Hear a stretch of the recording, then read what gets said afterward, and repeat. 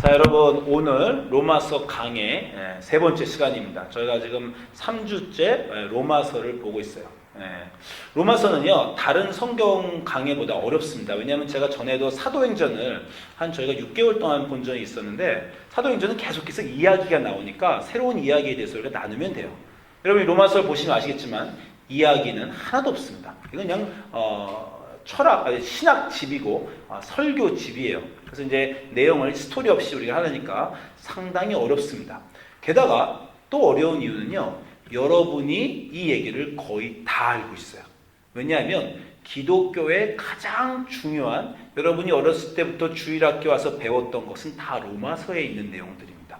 그래서 로마서에 있는 내용을 여러분이 들어보면 나 저거 어디서 들었어. 심지어 제가 어저께 제 둘째 딸한테도, 야, 너 이거 믿냐? 너 예수님이 이러신 거 믿어?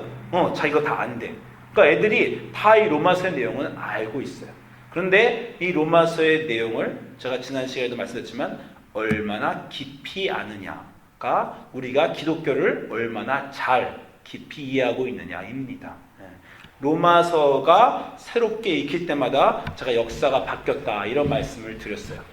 로마서 5장에는 제가 참고로 말씀드리면 그 성 어거스틴은 원죄론, 기독교에서 여러분이 다 아는 원죄론을 확립하신 분인데, 이분이 원죄론을 확립하신 게 로마서 5장을 읽다가 감동을 받고 이분이 원죄론을 확립을 하셨습니다. 또 여러분이 아시겠지만, 여러분이 아는 종교개혁가 마틴 루터는 로마서 1장과 로마서 3장을 읽다가 오직 의인은 믿음으로 말미암아 살리라, 이런 감동을 받아서 종교개혁을 일으키셨어요. 또 우리는 감리교지만 여러분이 다 아는 장로교의 칼빈은 구원 예정서를 로마서 9장을 보다가 로마서 9장에 우리가 구원이 다 함께 예정됐구나, 이렇게 감동을 받고 그 신학을 세우셨어요. 제가 말씀드렸다시피 이 기독교 2000년 역사의 굵직굵직한 신학적인 발견들, 우리 안에 기독교의 세계관을 형성한 데는 이 로마서가 가장 중요하게 있습니다. 그래서 이 로마서를 잘 이해하는 것이 너무나 중요합니다. 그래서 저희가 이제 다 아시는 내용 같지만 이 로마서를 다시 하시는 거예요. 처음에 오늘이 강의 이제 세 번째 날이고, 오늘 예수 안에 있는 생명의 성령의 법에 대해서 우리 오늘 읽은 구절에 대해서 나눌 것인데, 자, 잠깐 다시 첫째 구절로 돌아가면, 첫째 로마서 강의에서 우리가 율법에 대해서 봤습니다. 기억하십니까? 율법이라는 것은 뭐예요? 이 세상 법과 다르게 그 법을 지켜서 하나님의 거룩에 이를 수 있는 것, 그것이 율법이에요. 그래서 율법은 아주 더 높은 우리 행동뿐만 아니라 마음의 동기까지 다 확인하는, 마음으로 우리가 음탕한 생각을 하거나 남을 미워하는 것까지 다 포함하는 굉장히 높은 법이라고 하였습니다. 문제는 우리가 그 율법을 지킬 수가 없다라는 것이 사도 바울의 결론이에요, 로마서에서. 그래서 사도 바울이 로마 3장 20절에 그 유명한 얘기를 하는 겁니다. 그러므로 율법의 행위로 그의 하나님 앞에 의롭다 하실 육체가 없나니. 그럼 율법은 도대체 무엇이란 말인가? 율법은 왜 주셨는가? 율법으로는 죄를 깨달을 뿐이니라. 이 구절을 마틴 루터가 깨닫고, 그래서 율법으로는 우리가 죄를 깨달을 것이지 법을 지켜서 의롭게 될 수 없구나. 지금 천주교가 법을 자꾸 잘 지켜서 인간의 행위로 의롭게 하라 그러는구나. 이거 틀렸구나. 의인은 하나도 없구나. 의인은 오직 믿음으로 말미암아 사는구나. 이 율법에 대한 깊은 이해가 마틴 루터를 종교개혁의 길로 이끈 겁니다. 다시 말씀드리지만 율법은 좋은 것이에요. 지키면 하나님의 영광에 이를 수 있는 것입니다. 그런데 문제는 우리가 약해서 지킬 수가 없어서 그 율법으로는 죄를 깨닫고 우리가 의인이 아니라는 것을 깨닫는다. 이것이 율법의 깊은 내용이라고 저희가 첫째 시간에 나눴습니다. 그리고 지난 시간에는 칭의에 대해서 다시 나눴는데, 그러면 율법으로 우리가 의롭게 되지 못하면 어떻게 의롭게 되는가? 그것이 바로 로마서 3장 23절부터 나오는 모든 사람이 율법으로는 의롭게 되지 못하고, 율법으로 의롭게 되지 못하는 건 율법을 다 범하였다는 것이고, 그래서 모든 사람이 죄를 범하였음에 하나님의 영광에 이르지 못한다라는 것이에요. 다시 말씀드리지만 이 세상의 법은요, 지키면 사회가, 지키지 않으면 범죄자가 되고 사회가 무질서하게 되는 게 이 세상의 법입니다. 그것들은 여러분이 다 지키세요. 사회가 무질서하게 만들지 않기 위해서 또는 개인적으로 범법자가 안 되고 감옥에 안 가기 위해서 여러분이 다 지키십니다. 근데 율법은 뭐예요? 율법을 못 율법에 관한 것은 하나님의 영광에 관한 것이에요. 율법은 하나님의 영광과 연결이 있다는 거예요. 모든 사람이 만약에 율법을 잘 지켜 죄를 안 지었으면 하나님의 영광까지 이룰 수 있는 그런 굉장한 것이었는데 그 영광에는 이르지 못하는 우리가 죄인이다라는 것이 성경의 세계관입니다. 그래서 제가 어저께 정말 물어봤어요.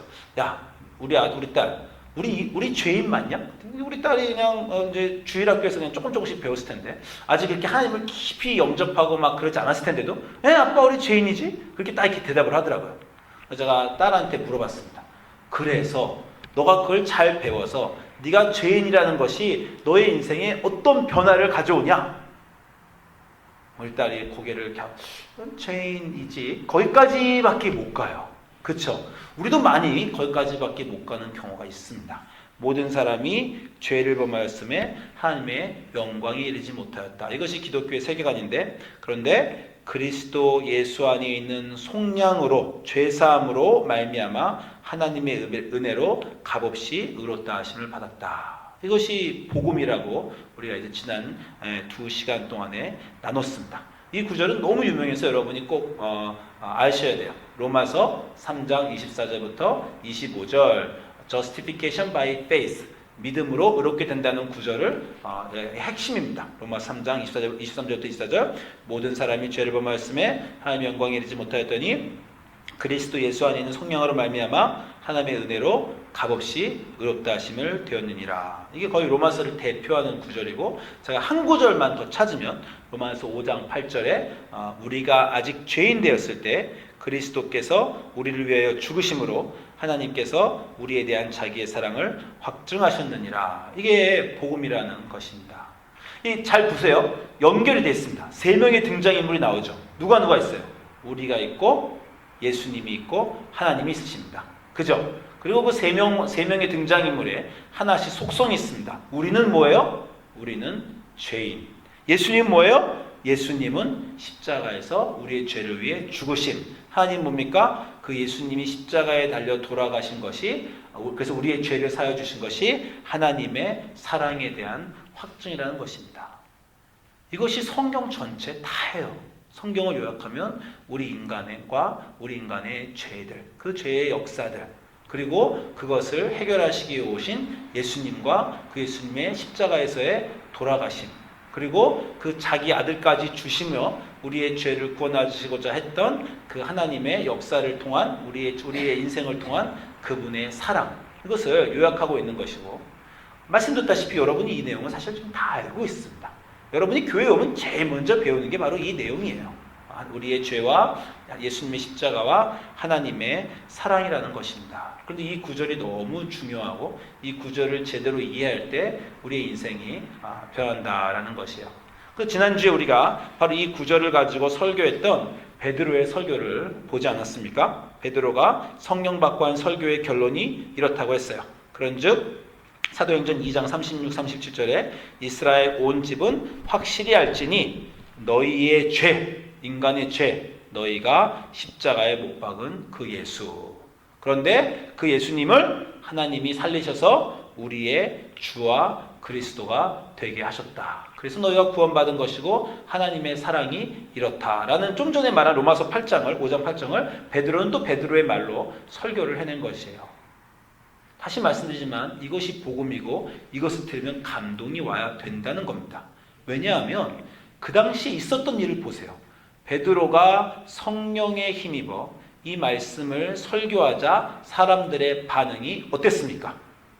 사람들의 반응이 이게 나왔다는 거예요. 2장 37절에 그들이 이 말을 듣고 마음에 찔림이 있었다는 거예요. 그래서 베드로와 사도들에게 물어가로되 형제들아 우리가 어찌할꼬.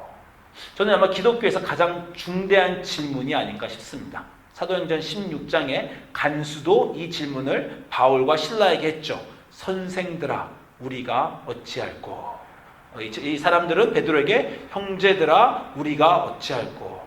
여러분이 복음을 듣고 그 복음을 그냥 초등학생처럼 그냥 뉴스처럼 그냥 그렇지 그냥 예수님이 우리는 죄가 있고 예수님이 우리 죄를 돌아가셨고 이게 하나님의 사랑이다 그렇게 아는 것이 아니라 그것이 마음에 오면 깊은 내 마음의 그 근본의 중심과 닿으면 마음에 찔림을 받고 이 질문이 나온다는 거예요. 주님, 내가 어찌하면 좋습니까? 이제 나는 어떻게 하면 좋습니까? 이 질문은 뭘 뜻하는 거예요? 저는 갈 길을 잃었습니다. 저는 방향을 잃었습니다. 제가 할 수 있는 건 다 해봤습니다. 그래도 안 됩니다. 저는 도대체 어떻게 하면 좋겠습니까? 제가 그렇게 커다란 죄를 지었다는 것을 이전에는 몰랐고 살았습니다. 그런데 이제 정말 내가 그것을 알았습니다. 하나님의 사랑을 알았습니다. 이제 정말 저는 어찌하면 좋겠습니까? 그런 질문입니다. 여러분 이 질문을 해보셨습니까? 여러분 인생의 어느 순간에 예수님을 영접하실 때, 교회에 올 때 나는 정말 어떻게 할 수가 없구나. 예수님만이 희망이구나. 예수님을 내게 주신 자기 아들을 죽음으로 내게 주신 하나님의 사랑이 내 인생에 가득 차 있구나. 야, 이제 내가 어이할꼬. 이게 기독교인이 가야 되는 바로 그 길입니다. 저는 아마 중학교 2학년 때 예수님을 영접하고 교회 생활을 했던 것 같아요. 그러다 이제 고등학교 3학년 때에 돼서 저희 교회에 어떤 전도사님이 새로 오셨는데 그 전도사님이 이 구절을 저에게 처음으로 제대로 설명해 주신 분이었던 것 같습니다. 그분이 이 구절을 설명한 것은 아니지만 누가복음 5장 31절 32절로 제가 고등학교 3학년 때 성경 공부를 가는데 딱 이걸로 어떤 전도사님이 새로 오신 전도사님이 설교를 하셨어요. 그 내용이 뭐냐면 로마서 5장 31절 32절에 예수께서 대답하여 이르시되 건강한 자에게는 의사가 쓸데가 없고 병든 자에게야 쓸데가 있나니 내가 의인을 부르러 온 것이 아니요 죄인을 불러 회개시키러 왔노라. 제가 그 설교의 내용이 많이 기억나진 않지만 새로 오신 전도사님이 거기 이 유스들 고등학생들을 놓고 이렇게 도전을 하신 거예요. 너희들이 다 교회에 왔지만 그러나 너희들이 스스로 나는 괜찮다고 생각하는 너희들은 아직 예수님이 필요하지 않다. 굉장한 도전을 주셨어요. 너희 교회에 오지만 예수님 믿으러 오지만 너희 사실 예수님 필요 없다. 예수님 필요 없는 사람들이 세상에 있다. 어떤 사람들? 자기가 괜찮다고 아직 생각하는 사람들. 자기의 인생이 괜찮다고 생각하는 사람들. 자기는 아직 그냥 내 인생 괜찮아. I'm okay. 나는 그냥 건강해. 라고 생각하는 사람에게는 예수님 필요 없는데 너희들 대부분 너희 인생 괜찮다고 생각하는 거 아니냐. 예수님이 그러시더라. 나는 건강한 자 위에 온 거 아니다. 나는 죄 없는 자 위에 온 거 아니다. 나는 자기 인생 아직 괜찮다고 생각하는 사람들을 위해서 온 것이 아니다. 너희가 아프다고 해야, 병들었다고 해야, 죄인이라고 해야, 저는 정말 이 병에서 나을 수 없습니다 해야, 그래야 내가 너희들에게 의미가 있고 그 죄인을 내가 회개시키러 왔다. 저 고등학교 3학년 때 전도사님이 회개를 하셨는데 그때까지 교회를 열심히 다녔어요. 그때까지 저도 교회 열심히 다니고 막 찬양도 하고 하나님께 감사도 했는데 그때 커다란 도전을 받았습니다. 내가 예수님과 관계가 없었을 수도 있는가. 이게 제가 고등학교 3학년 때 받은 도전이고 그 이후로 내가 정말 내 인생은 어떤가라고 고민하게 되었습니다. 성경의 여러 군데에서 이 얘기를 강조하고 또 강조합니다. 우리 요한일서 1장 8절부터 10절 잠깐 보겠습니다. 요한일서 사도 요한이 쓴 글이죠. 요한일서 1장 8절에 이렇게 말씀하십니다. 만일 우리가 죄가 없다고 말하면 스스로 속이고 또 진리가 우리 속에 있지 아니할 것이요 만일 우리가 우리 죄를 자백하면 그는 미쁘시고 의로우사 우리의 죄를 사하시며 우리를 모든 불의에서 깨끗게 하실 것이다. 만일 우리가 범죄하지 아니하였다 하면 하나님을 거짓말하는 이로 만드는 것이니 또한 그의 말씀이 우리 속에 있지 아니하다. 우리가 죄를 지었다.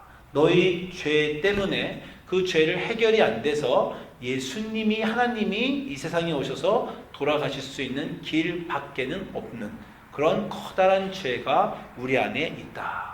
그 죄는 하나님의 영광에 미치지 못하는 그러한 죄이다. 이것을 우리가 꼭 알아야 된다라는 것입니다. 여러분 중에 많은 분이 이것을 저는 경험하셨다고 생각해요. 나이를 먹고 이제 부모님이 밀어서 교회 가는 것이 아니라 자기의 의지로 교회를 온 사람은 이 순간을 겪을 수밖에 없습니다. 어느 순간에 내 인생 옳지 않구나. 내 인생 제대로 가고 있지 않구나. 나는 예수님이 정말 필요하구나. 그래서 여러분 다 이 자리에 오신 줄로 믿습니다. 그런데 제가 지난 시간에 여러분하고 이 얘기를 나눴는데 이 예수님이 우리의 죄를 믿고 예수님이 우리의 죄를 위해 돌아가셨다고 믿는 그것을 믿으면 의롭게 된다라는 것을 사도 바울이 로마서에서 아주 중요하게 피력하면서 아브라함 얘기를 했다는 거예요. 우리가 지난 시간에 그걸 나눴습니다.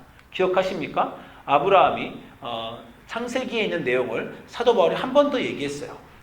로마서 4장 18절에 아브라함이 바랄 수 없는 중에 바라고 믿었다. 그 믿음이 어떤 그 내용을 얘기하는 거냐면 75살의 노인에게 자식이 많을 거라는 걸 하나님이 약속해 주셨는데 그건 바랄 수 없는 것인데 아브라함이 믿었다. 그래서 그 아브라함의 믿음을 의로 여겼다. 이것을 사도 바울이 그대로 갖고 왔다고 했죠. 뭐예요? 우리가 아브라함이 믿을 수 없었던 건 뭐예요? 내가 아기를 낳을 수 없다는 그 현실을 아브라함은 믿을 수가 없었어요. 그것은 우리에게 갖고 오면 어떤 현실입니까? 우리가 죄인이며 그 죄를 위해 예수님이 돌아가셨다라는 것은 사실 믿기 어려운 현실이다라는 것이 사도 바울의 말입니다. 그리고 아브라함의 인생에 가장 힘들었던 것은 75세 때 하나님이 내가 너에게 아들을 주리라 라고 하셨는데 100세까지 25년 동안 아들을 안 주셨어요. 여러분이 창세기 아브라함의 삶을 보면 아시지만 그게 아브라함의 갈등입니다. 아들 주신다 그랬는데 왜 안 주시나. 그래서 이집트로도 내려가 보고 그래서 자기 종을 자기 대신 자기 자리에 세워도 보고 엘레셀을 세우기도 하죠. 그리고 이집트 여종 하갈과 결혼도 해서 이스마엘을 낳아보기도 합니다. 이게 무슨 얘기예요? 안 믿어진다는 거예요. 안 믿어져서 그렇게 여러 가지 일들을 했다라는 것이 아브라함의 인생인데 사도 바울은 그 안 믿어지는 중에 믿는 그 믿음을 얘기하고 있다라고 하면서 우리의 삶에서도 예수님은 믿었는데 그리고 죄도 고백했는데 도대체 잘 안 믿어지네. 그 문제를 사도 바울이 얘기하고 있는 것입니다. 다시 말씀드리지만 여기 있는 여러분과 저는 우리가 죄인이고 예수님이 우리의 죄를 위해 돌아가셔서 우리의 죄가 사함을 받았다라는 것을 믿는 사람이에요. 언제 믿으셨어요? 중학교 때 세례 받을 때 믿으셨어요? 아니면은 20대 때 대학교 다닐 때 믿으셨어요? 30세의 어느 살 또는 40대에 들어가면서 그 어느 날 믿으셨어요? 그걸 어느 날 여러분 다 믿으셨으니까 이 자리에 있습니다. 근데 중요한 사실이 하나 있어요. 아브라함이 하나님의 약속을 믿었는데 힘든 거는 그 다음에 오더라는 거예요. 아니 약속을 해주셨으면 지켜야지. 지금 하루가 다르게 늙어가고 있는데 75살에 말씀하신 것도 못 믿겠는데 85살, 95살 몸이 이제 완전히 말라 비틀어진 100세까지 왜 안 들어주시나. 이 고민이 우리 기독교인의 고민입니다. 죄를 고백했습니다. 매 주일마다 찬양을 하면서 죄를 고백해요. 예수님이 우리의 구원자이심을 믿습니다. 호산나라고 노래를 불렀어요. 예수님이 우리를 구원하십니다. 호산나 호산나. 그리고 매주 교회 와요.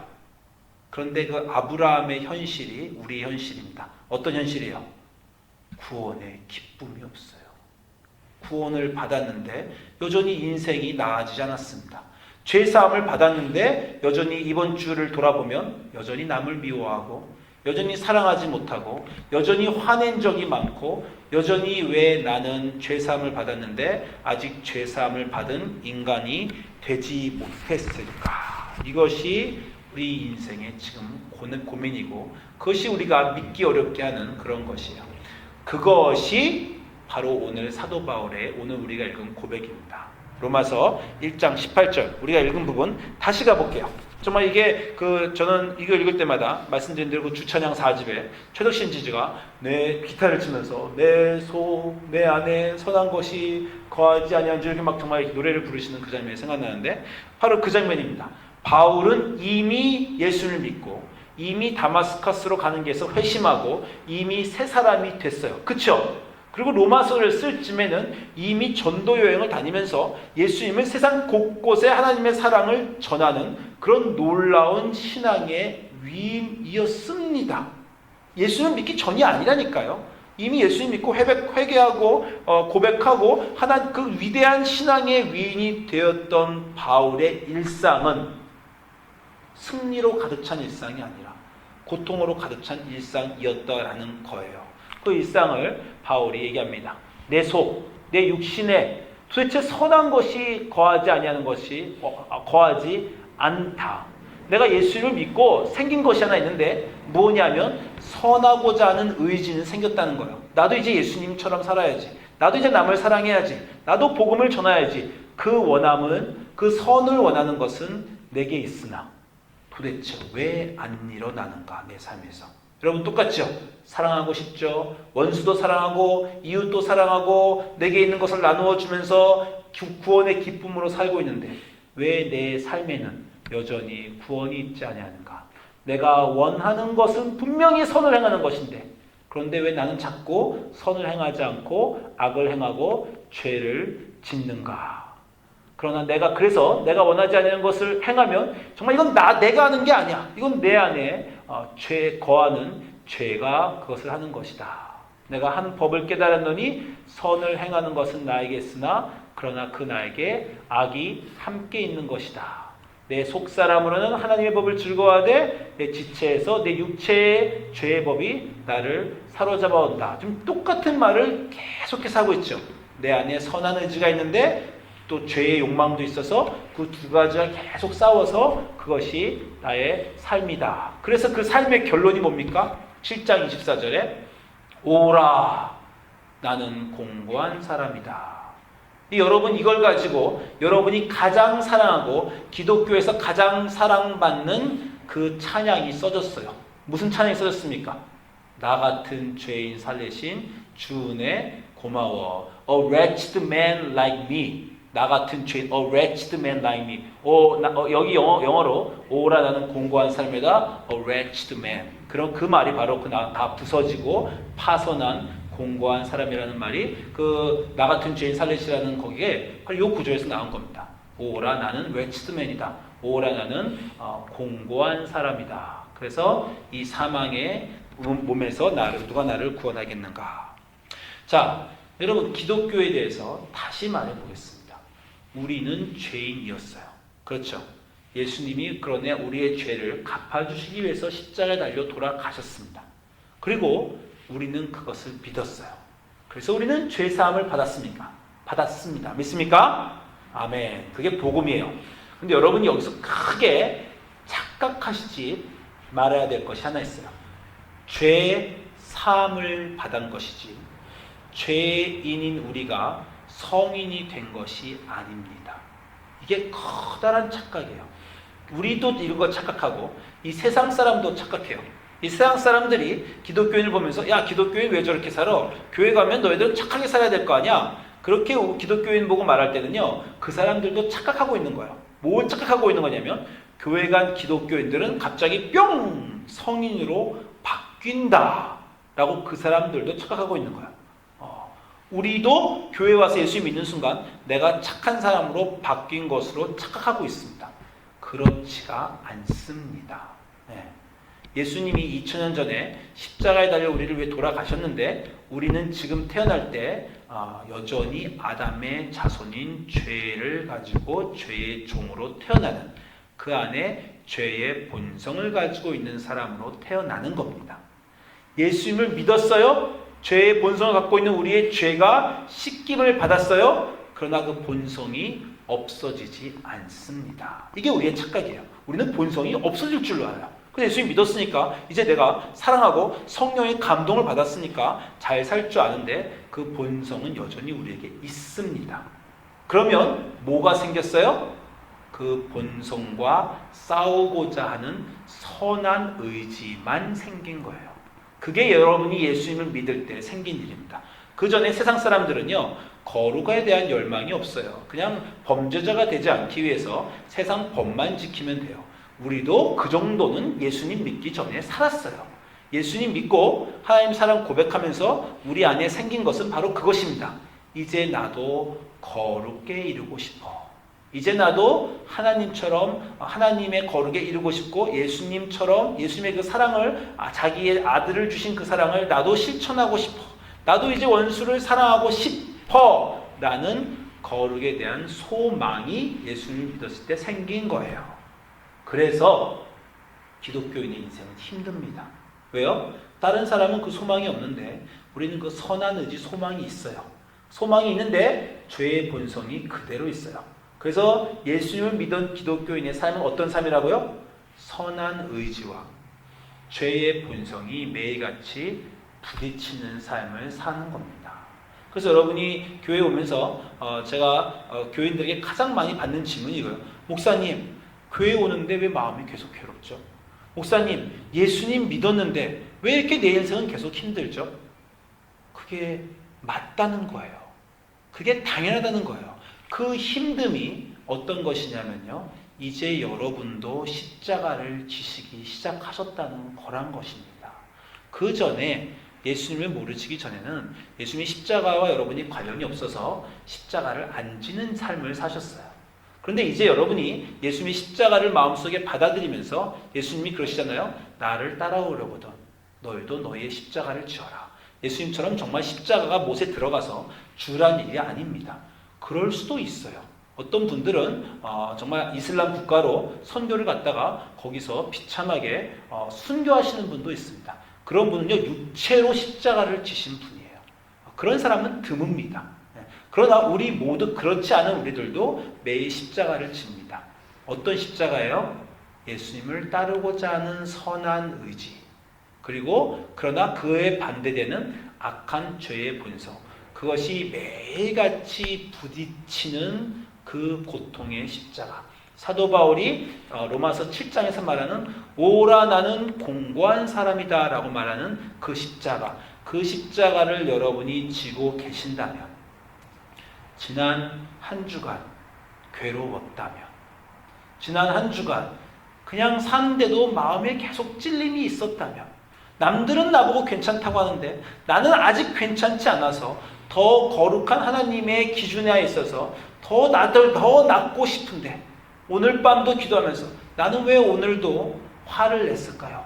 나는 오늘도 왜 그 사람을 용서하지 못했을까요? 세상 사람들은 걔가 잘못됐으니까 맛 좀 보여준 거야. 걔는 혼나봐야 돼. 라고 세상 사람들은 했지만, 다른 사람들이 나보다 잘못한 게 맞지만, 그래도 우리 기독교인은 그 사람이 잘못한 거 맞지만 그래도 나는 감싸줄 수 없었을까?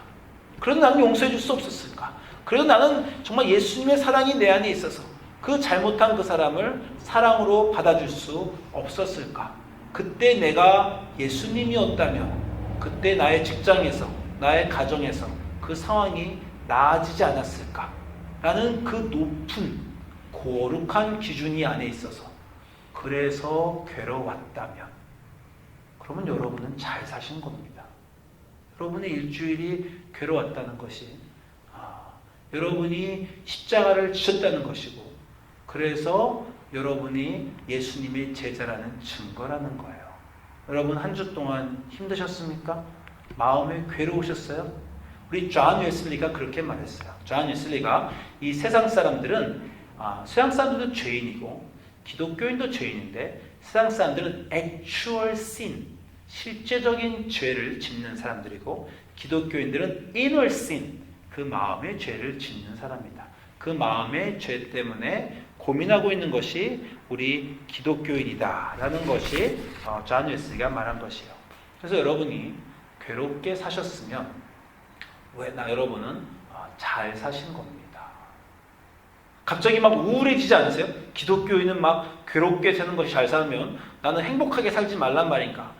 그러나 또 그렇지 않다는 것이 사도 바울의 비밀인데, 이 오호라 나는 공고한 사람이로다 누가 이 사망의 몸에서 나를 건져내랴 라고 말한 고백 바로 다음에 나오는 고백이 뭐예요? 우리 주 예수 그리스도로 말미암아 감사한다. 자, 괴로움과 기쁨이 함께하는 삶이 기독교인의 삶이에요. 죄송하게도 제가 기쁨만 있을 것입니다 라고 약속은 못 드리겠어요. 그런데 괴로움과 기쁨이 함께합니다. 어떤 괴로움이라고요? 선한 의지, 세상 사람들은 없는 거룩에 대한 선한 의지와 그렇게 살지 못하는 나의 죄의 본성으로 인했던 괴로움. 그러나 어떤 기쁨이라고요? 그렇게 살았어도 어떤 게요? 이제 그리스도 예수 안에 있는 자에게는 결코 정죄함이 없다. 그렇게 살다가 안 돼서 괴롭고 힘들고 왜 저는 이 모양 이 꼴입니까? 왜 저는 예수님 같지 않아요? 왜 저는 그렇게 사랑하지 못했나요? 그렇게 힘들어 있는 그 자리에서 뭐라 그러시냐면 너 구원 받았다. 너의 구원은 거기에 있다. 실패했지만 걱정 마라. 잘 싸웠어. 이겼어. 너가 실패한 그 자리가 하나님의 영광의 자리란다. 그래서 너는 결코 정죄함이 없어. 왜냐하면 너의 그 고통은 그리스도 예수 안에 있었기 때문이야. 그래서 이 놀라운 말이 나오는 거야. 이제 이는 그리스도 예수 안에 있는 생명의 성경의 법이 죄와 사망의 법에서 너를 해방하였기 때문이다 라는 것입니다. 이 두 가지의 비교를 여러분이 이해를 하셔야 돼요.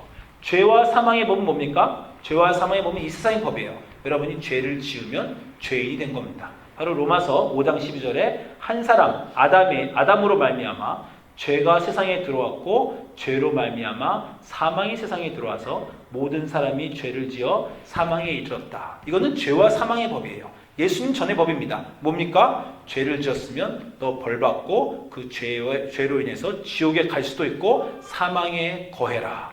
다윗이 죄를 짓자 그 인생이 아주 비참하게 된 그것은 죄와 사망의 법이에요.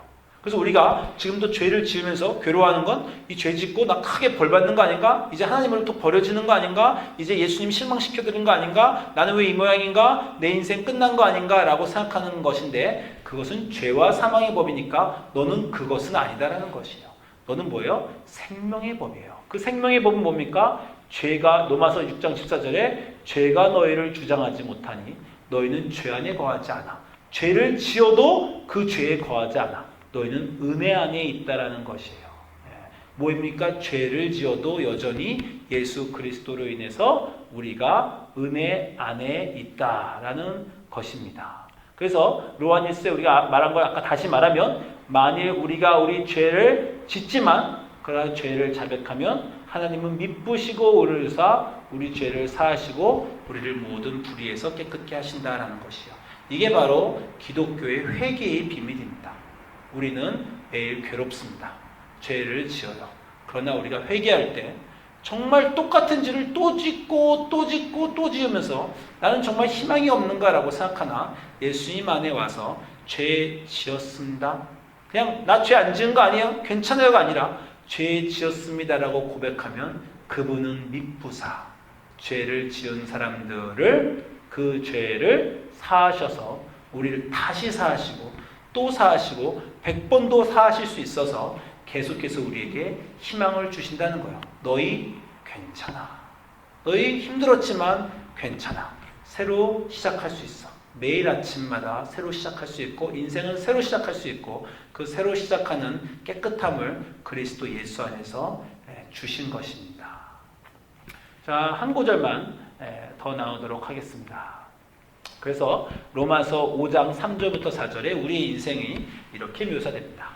다만 이뿐 아니라 우리가 환난 중에도 즐거워하나니 이는 환난은 인내를, 인내는 연단을, 연단은 소망을 이루는 줄 압니다. 이게 우리 기독교인의 삶이에요. 자, 환난은 어떤 환난입니까? 우리가 매일 십자가를 지는 환난이에요.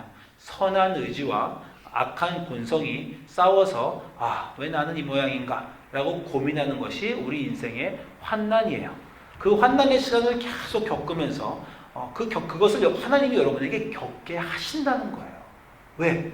그것을 겪으면서 여러분 안에 새로운 것이 생기는데 인내라는 것이 생겨납니다. 이 인내라는 것은 뭐냐면요.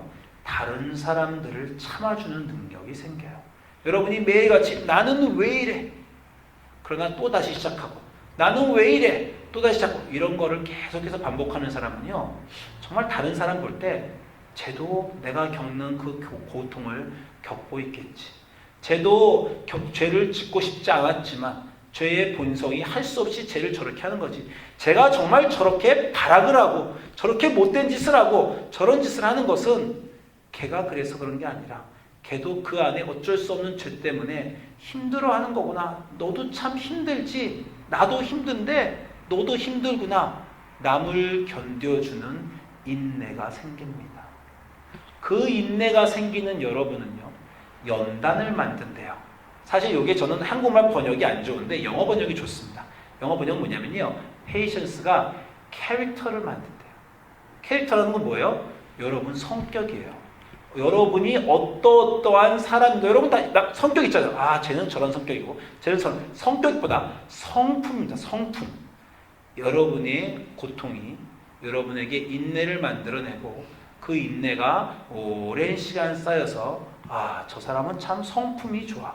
저 사람은 남을 이해하고, 저 사람은 화 안 내고, 저 사람은 조용조용하고, 저 사람은 참 같이 있고 싶고, 그 사람 성품은 참 좋아. 라는 그 성품을 만들어낸다라는 거예요. 여러분의 매일매일의 십자가가 다른 사람을 이해할 수 있고, 그래서 그 오랜 고통 속에서 10년, 20년, 30년 여러분의 성품을 만들어내 그리스도의 인이 드디어 된다는 겁니다. 소망은 그런 사람들에게 온다라는 것이 사도 바울의 요약이에요. 그런즉 우리가 마음으로는 하나님의 법을, 육체로는 죄의 법을 섬겨서 그 고통이 우리 삶에 늘 있지만 그 싸움을 포기하지 않고 계속해서 매일매일을 버티고, 그 버틸 수 있는 힘은 매일매일 용서해 주시는 그리스도의 십자가가 있어서 회개와 용서가 반복되어서 그 일을 우리가 계속 지금도 할 수 있고, 그 일을 계속 하다 보면 그 어려움 가운데 기쁨이 있는데, 그 기쁨은 우리가 점점 더 하나님의 거룩에 가까워지는, 인내할 수 있고 남을 이해할 수 있고 그런 성품이 생기고 희망이 갖는 사람이 된다라는 것이야. 가장 놀라운 사실은 여러분은 그걸 모르고 있어도 하나님은 지금 그걸 하시고 있다라는 겁니다. 여러분의 일주일이 여러분은 어땠는지 여러분이 이렇게 해석을, 지금 저는 이게 바울이 말한 내용을요, 해석을 한 거예요. 이러이러한 것이 여러분 인생에 지금 벌어지고 있는 겁니다. 이거 아무것도 모르셔도요, 하나님은 지금 믿는 여러분의 삶을 통해서 이 일을 하고 계십니다. 여러분은 하나님 손 안에 있어요. 괴롭고 힘들어도 하나님은 여러분을 만들고 계신 줄을 믿고 그 소망을 갖기를 주님의 이름으로 축원드립니다. 기도하겠습니다.